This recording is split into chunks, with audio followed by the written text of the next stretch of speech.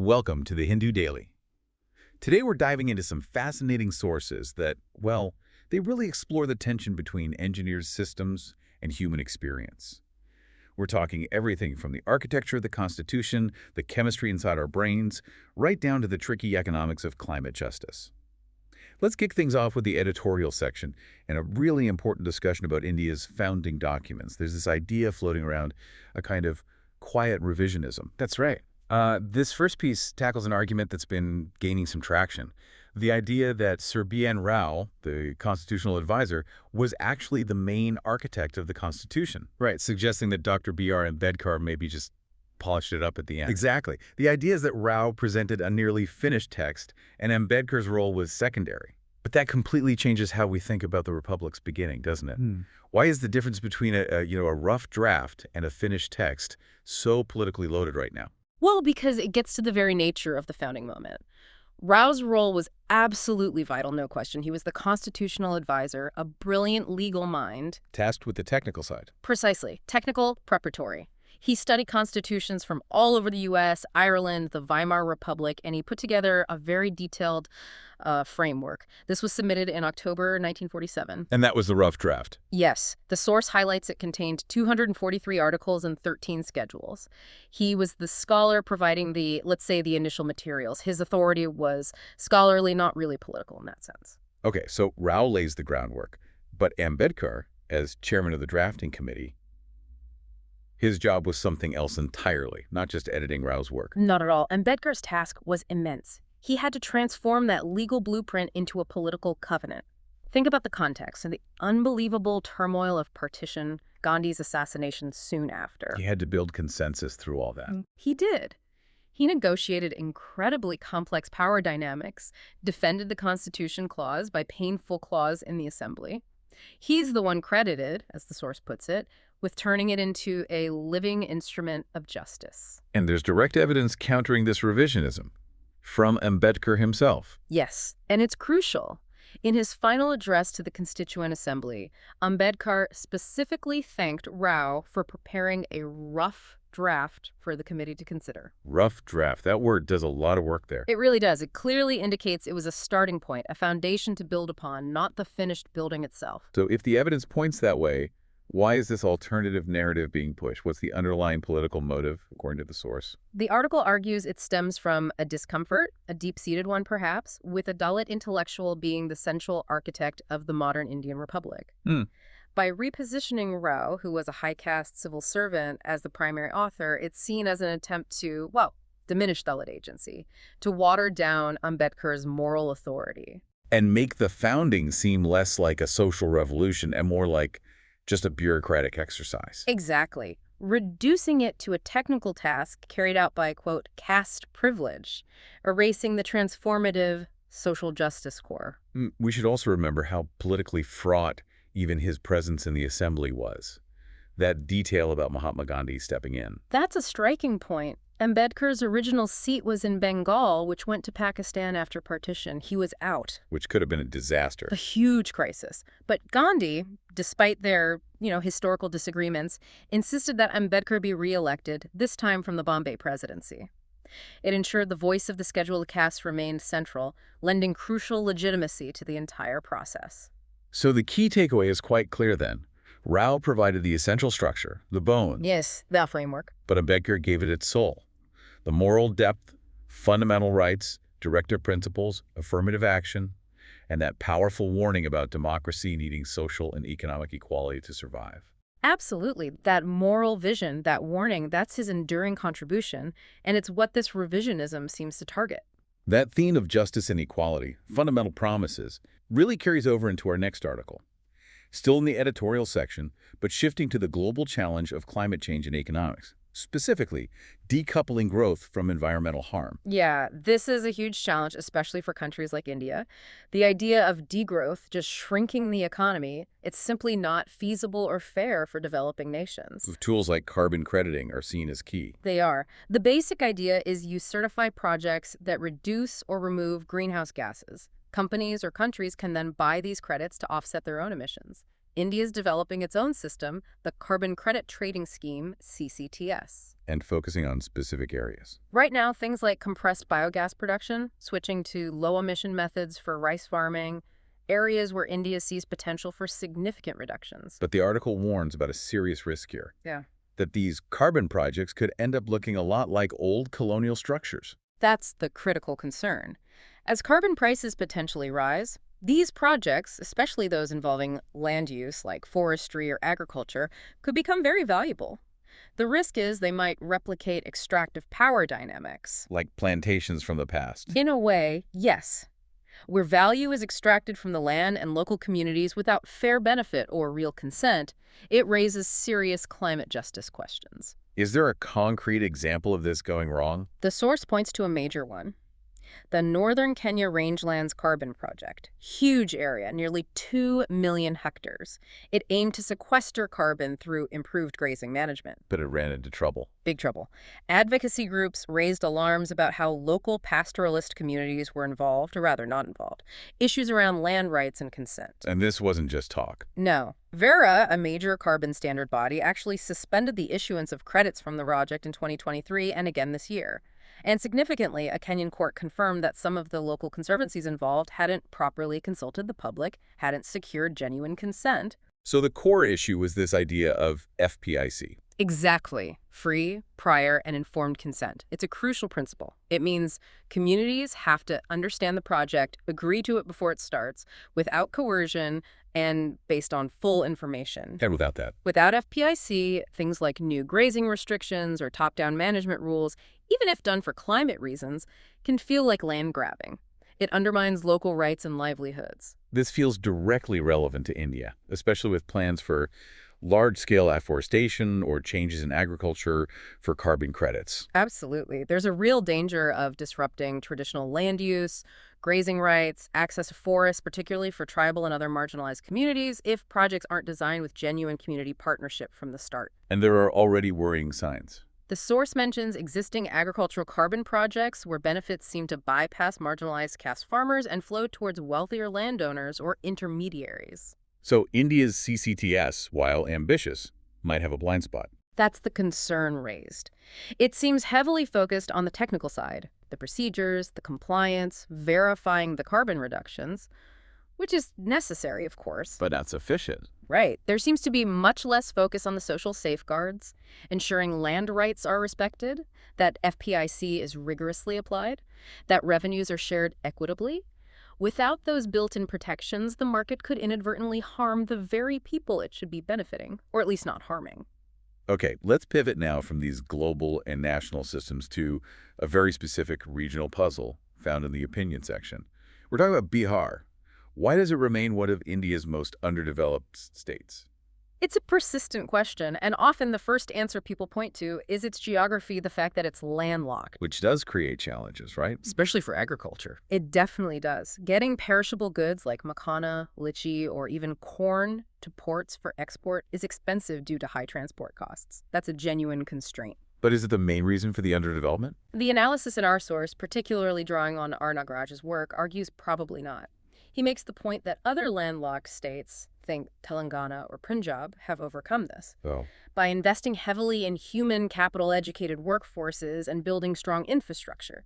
So while landlockedness is a factor, it doesn't seem to be the decisive one. So if it's not just geography, what's the core economic issue? The state seems stuck with most people in agriculture but low productivity. Yeah, 4/5 of the labor force is in agriculture, yet output per worker is below the national average. There's a debate. Should the focus be on boosting agriculture first or pushing for industrialization? What's the general consensus? The long-term view seems to be that Bihar has to transition towards industry eventually. But in the meantime, it needs to maximize the potential of its existing agricultural base, especially in food processing. But there's this historical puzzle about agriculture itself. Why did the Green Revolution essentially skip Bihar? That's a key question Nagaraj raises. Back in the 70s, the Espar Sen Committee actually planned significant investment to boost productivity in the fertile Indo-Gangetic plains of Bihar. But it didn't happen there. No, somehow that agricultural surge ended up migrating westward to places like the Malwa region in Madhya Pradesh. why it failed to take root in Bihar despite the potential and the plans. That points to deeper issues. Like historical policies. The article mentions internal colonization. What does that mean? It's a theory suggesting that certain central government policies actively disadvantaged Bihar's industrial potential. The prime example is the freight equalization policy. How did that work? It essentially subsidized the transportation costs of key raw materials like coal and iron ore across the country. So an industrialist had no real cost incentive to build a factory near Bihar's abundant mineral resources. They could just build it near the coast, near the bigger markets, for the same transport cost. Exactly. Why build in Bihar when you could build in Mumbai or Chennai at no transport disadvantage for raw materials?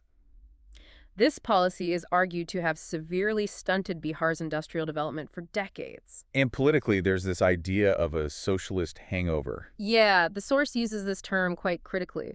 It's not talking about classical socialism, but rather a political dynamic where socialism became almost synonymous with caste-based politics, meaning the political focus became overwhelmingly about distributing the existing, very limited resources and government jobs among different caste groups rather than focusing on policies to actually grow the economic pie. So a focus on redistribution over production. That's the argument. That policy needs to shift fundamentally towards augmenting production, creating wealth, rather than just managing scarcity along caste lines. Which brings us to the question of special category status. Would that actually help Bihar? Opinions are divided here. Nagaraj is quite skeptical. He argues Bihar currently struggles to even spend the funds. It does get effectively, it lacks the state capacity, and funds often lapse. So more money might not solve the core problem. But there's a counter-argument. Yes. Another view, attributed to Thakur in the source, suggests special status could help significantly if it specifically targeted things like performance-based grants. How so? Many central grants require states to put up matching funds. Poor states like Bihar often can't afford their share, so they lose out on the central funds altogether. Special status could remove those matching requirements, allowing Bihar to access vital support it's currently penalized for not being able to afford. Fascinating. Okay, let's shift from the macro-level systems of states and economies to something much more intimate, the engineered system inside our own heads. We're moving to the science section to talk about dopamine. Ah, yes, dopamine. Often called the feel-good chemical, but it's really more about motivation and reward. It drives us to do things. Exactly. It works through the brain's reward pathway, the mesolimbic pathway signaling pleasure or satisfaction when we do something the brain deems beneficial, reinforcing that behavior. Think finding food, achieving a goal. A system that evolved for survival, basically. Right, but it's become a double-edged sword in our digital age. We hear about dopamine in relation to addiction. How does that work with substances? Well, drugs like cocaine or opioids cause these massive, unnatural surges of dopamine far beyond what natural rewards provide. The brain tries to adapt by reducing its sensitivity. It downregulates dopamine receptors. So you need more of the drug just to feel normal. Precisely. That's the cycle of tolerance and dependence setting in. The brain's baseline gets reset in a very damaging way. And the argument is that technology, especially digital tech, is now acting like a drug in this sense. In a way, yes, not with the same intensity as hard drugs usually, but exploiting the same pathways. Every notification, every like, every short, endlessly scrolling video, they deliver these tiny, unpredictable hits of dopamine. Like a slot machine. Very much like that. It uses what's called a variable reinforcement schedule. You don't know when the next reward, the ping, the interesting video will come, so you keep checking, keep scrolling. It creates a compulsion loop. Is there hard evidence for this link between tech use and the brain's reward system? There is. Neuroscientists have used fMRI scans, functional magnetic resonance imaging, to look at brain activity. And what do they show? They show significant overlap. The same brain regions, particularly the nucleus accumbens, which is central to the reward circuit and lights up during substance use, also show increased activation during activities like using social media. So the brain is reacting in a similar way. The fundamental pathway being engaged is the same, yes. This seems particularly worrying for younger people, for adolescents. Extremely worrying. Adolescent brains are still developing. They have much higher plasticity, which means they're more easily shaped by experience. So they're more vulnerable to this kind of digital conditioning. Highly vulnerable. Research suggests excessive screen time can actually alter the sensitivity of their dopamine receptors. This can lead to a lower baseline level of happiness or satisfaction. Meaning they need more stimulation to feel okay. Exactly. It can increase the appetite for constant novelty and external validation, leading to things like hyper-short attention spans, difficulty concentrating, and even emotional instability. The brain essentially gets tired, always chasing the next little dopamine rush. So what's the solution? Sometimes you hear about dopamine fasting. Yeah, that term can be a bit misleading. It's not really about eliminating dopamine, which is impossible and undesirable. It's more about retraining your brain. Wow. By consciously reducing exposure to these cheap, easy, high-frequency dopamine triggers the constant notifications, the endless scrolling, and instead intentionally engaging in activities that provide deeper, more sustained satisfaction. Like what kinds of activities? Things that require focus and effort, deep work, learning a skill, creating something, and critically, real-world interactions. Meaningful conversations, spending quality time with people face-to-face. These provide a different kind of reward. A slower, less intense, but ultimately more lasting sense of accomplishment and connection. It's about recalibrating the reward system away from instant gratification towards genuine fulfillment. Practical steps can help too, making your phone screen grayscale, turning off all non-essential notifications, taking back control. Taking back control. That resonates with our next topic in the text and context section. This deals with control over resources, specifically in the context of India's fiscal federalism and GST. Yes, this piece looks at the tensions between the center and the states, particularly highlighted by the recent abolition of the GST compensation cess. States were worried about losing revenue, weren't they? Deeply worried. And it feeds into a larger issue. While GST created a common national market, which has benefits, it also significantly centralized taxing power within the GST Council. Reducing the state's financial independence. Considerably. You have this asymmetry. The center gains more power to collect taxes, but the states are still primarily responsible for delivering essential public services on the ground: health, education, policing, infrastructure. They have the spending responsibilities, but less control over the revenue. And even the promised share of central taxes isn't fully materializing. The finance commissions recommend, say, 41%, but states get less. That's a major point of friction. The actual devolution often falls short of the headline figure recommended by the Finance Commission. Why is that? What's the mechanism causing that gap? The main culprits are cesses and surcharges levied by the central government. Constitutionally, the revenue collected from these special levies does not have to be shared with the states. It stays entirely with the center. And this isn't small change we're talking about. Not at all. The amount is huge and growing. The source projects it to be over 4 lakh crore rupees in the budget estimates for 2025-26. That's a massive pool of funds kept outside the shareable pool. So this naturally makes states much more dependent on the center. Hugely dependent. On average, central transfers make up something like 44% of states' total revenue receipts. This reliance creates liquidity problems for states and, as the source notes, breeds political tension, particularly for states governed by opposition parties who feel unfairly treated. So what's the proposed solution to make things more equitable? There's a growing call to fundamentally restructure how taxes are shared. 2 main ideas are discussed. Okay, what's the first one? The first is to treat personal income tax, IT, similarly to how GST is treated now basically, share the IT base 50.50 between the center and the states that collect it. And the second idea? The second is maybe even more empowering for states. Yeah. Allow them to levy their own top-up surcharge on the income tax collected within their borders. What would be the advantage of moving towards a system like that, maybe closer to Canada's model where provinces have more tax power? The main benefits would be reduced fiscal dependence on the center, giving states more autonomy and predictability in their finances. It would improve their cash flow. And potentially reward states that generate more revenue. Exactly. It could reward more progressive states that have a larger tax base, allowing them to directly benefit more from their economic activity. The overall aim is to move towards a more balanced, genuinely cooperative federal structure, less reliant on central discretion. From the structure of finance to the structure of feeling. Let's end our deep dive today with something completely different, but also about engineered experiences. We're talking about Japanese Citypop. Citypop. Often, the gateway drug is Miki Matsubare's incredible song, Mayonaka no Door, Stay With Me. Which has had this huge viral resurgence online decades after its release. Decades after her death, even.